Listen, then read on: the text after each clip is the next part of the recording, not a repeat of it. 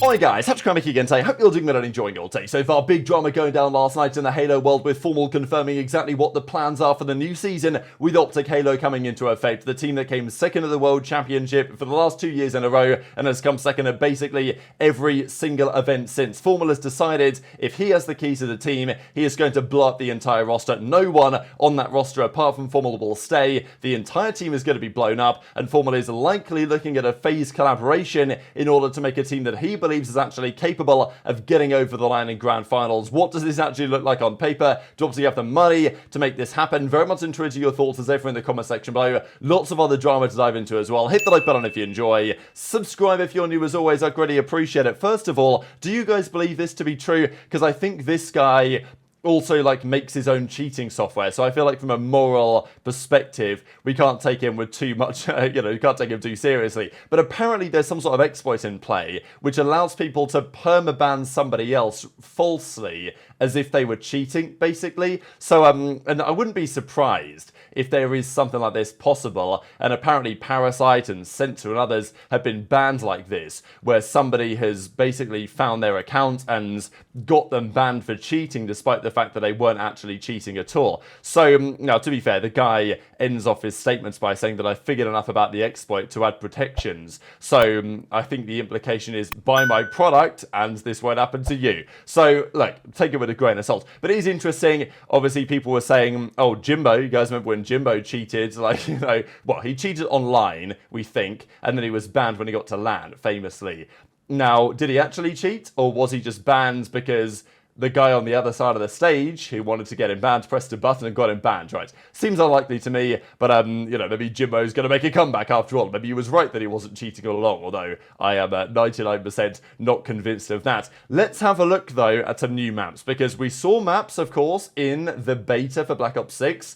Few of them were any good. Not a big fan of Scud, or the others really. Only Skyline seems to me to be especially promising. But we do have 4 new map overviews here for the new game. This is Warhead, which is obviously Nuketown, but it's been destroyed. I don't know if you guys remember when, I think it was Nuketown Zombies all the way back in Black Ops 2, when the map had been, the nuke had actually gone off and it was designed based on that. I don't think this is the same layout as that was. This seems a bit different. But yeah, we've got Warhead, so it's not going to be competitive. Who really cares? They've just basically ruined Nuketown, haven't they? Which is actually kind of commendable. This map, though, Lowtown, actually. Have a look at this.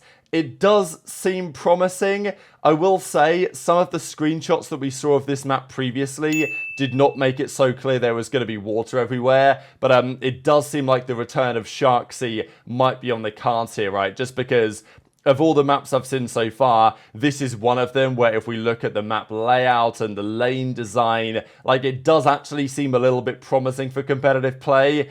But it does look a bit clunky, right, with the bridges over the canals and, the water and the courtyards. It's not the map that I hoped it would be, I think, when we saw this teased a while ago. We also do have Red Card. This is looking a little bit more promising to me. I think the original layout of this reminded me a lot of, you guys remember Gridlock from Black Ops 4, and it was kind of in that big L shape or whatever. Or even Overflow from Black Ops 2 would be a better example of that. But that wasn't a competitive map, although it actually wasn't too bad in my opinion. But yeah, so Red Card, it's obviously stadium based here. And yeah, I guess this does look a bit more like it to me. Almost has Encore vibes a little bit, which is a Black Ops 2 DLC map. But yeah, what do you guys think? Because seeing some of these screenshots for the launch maps, I was kind of hoping for a little bit better, maybe. I'm looking at some of these maps, I'm thinking, oh, maybe it could work for competitive. Maybe it wouldn't. I'm not so sure. There's also Vorkuta as well, which, I mean, this ain't going to be a comp map. I mean, look at the mini-map, how open it is. This just isn't really going to work. It's, array vibes or whatever from Black Ops 1. And if it was a WMD map from Black Ops 1, then maybe. But that's not going to be the case, it seems. So that's what we're seeing for the upcoming title.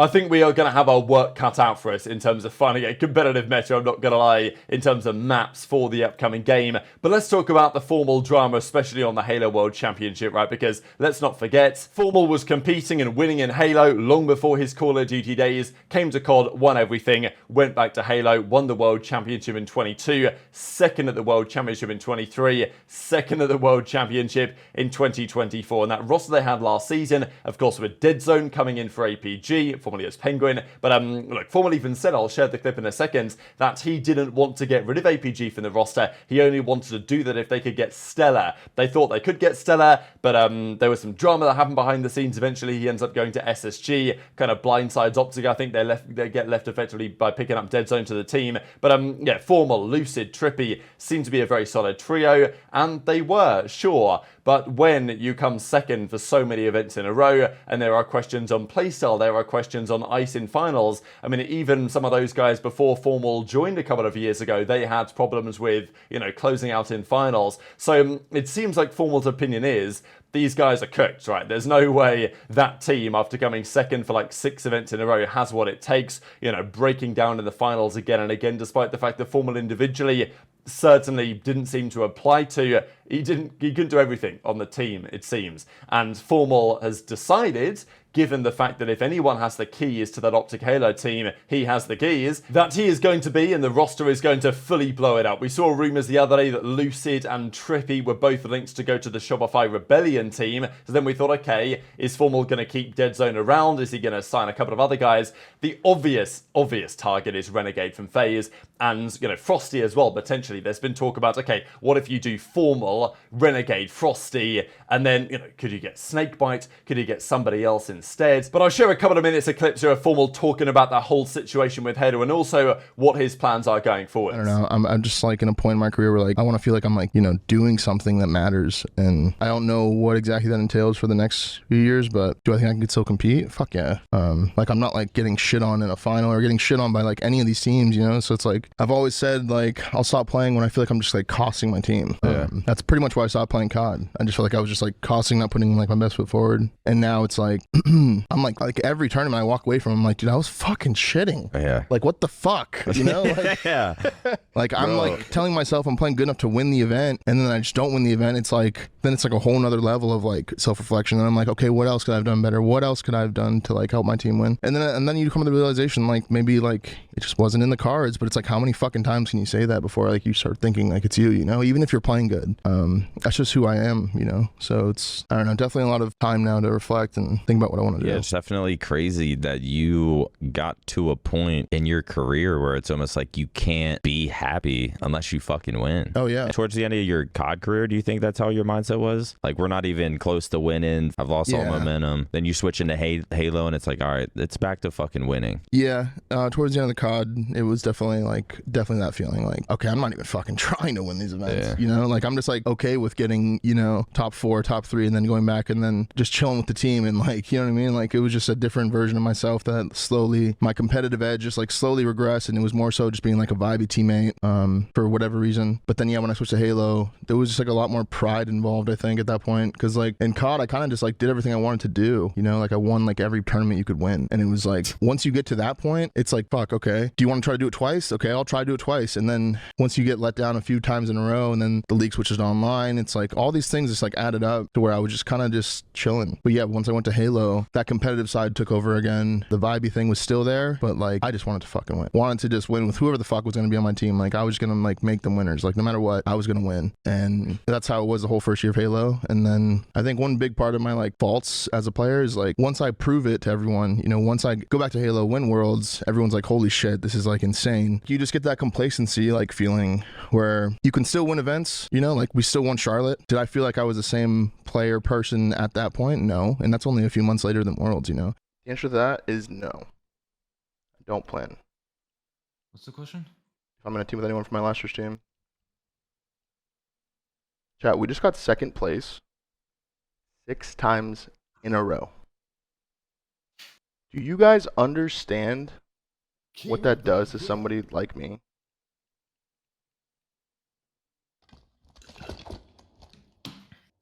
Like, think about that, bro.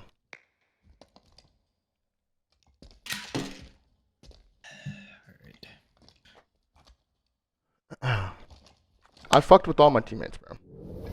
But like, bro, like, second place this many times in a row is just it's insanity, bro. I never wanted to drop Brad. Just so we're clear.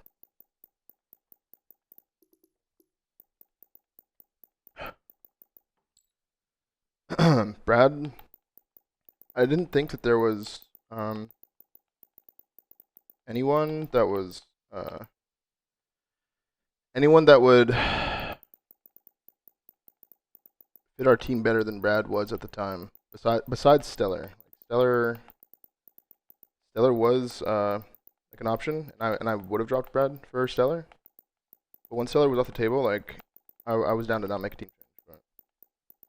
But I'm pretty sure the timeline was like at that point it was already too late. Like Brad already knew. I'm pretty sure.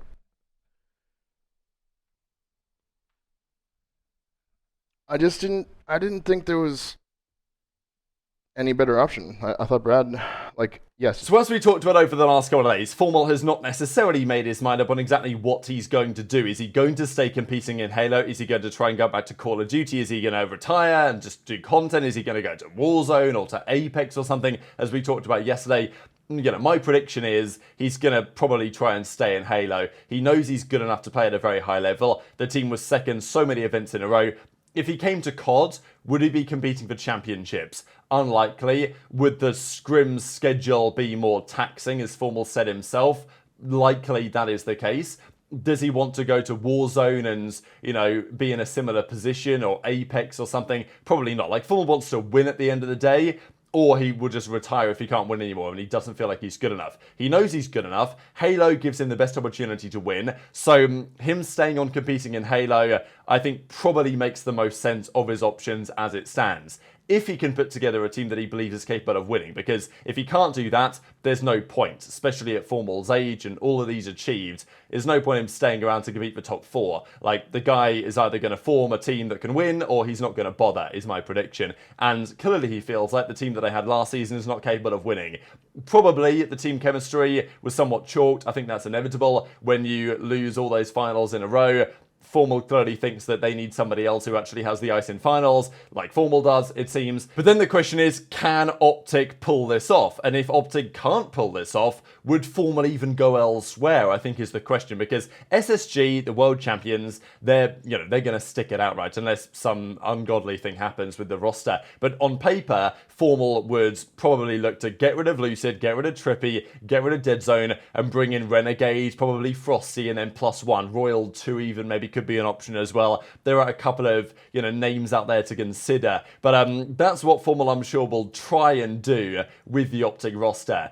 But do OpTic, have the funds to facilitate that? Of course, there's been questions about all of these organizations in esports right now. The fact that the OpTic Texas boys on the COD team are about to take a pay cut, we're pretty sure, to make this season happen for the new year. So do OpTic have the cash to go to, FaZe and buy some of those guys out of their roster? Maybe they can if they sell Lucid and Trippy potentially to Shopify Rebellion. Maybe that'll help. But if they can't, and maybe FaZe are the team that are looking to form the God Squad, then could FormaL go over there? I don't think it's impossible that could be the case either. But tweet your thoughts in the comments below, to be honest, because even Deadzone did a tweet about this and says, we got to be joking. So what's he getting at here? Kind of unclear. But yeah, he tweeted this. He then deleted this. So maybe he wasn't aware. I don't know. Like, was Deadzone aware that he was gone? And FormaL is literally saying, I ain't playing with any of those guys again. And obviously we know that FormaL is going to be on OpTic. Like, they're not going to choose Deadzone over FormaL and OpTic Gaming. Like, FormaL is going to be the man that makes the calls.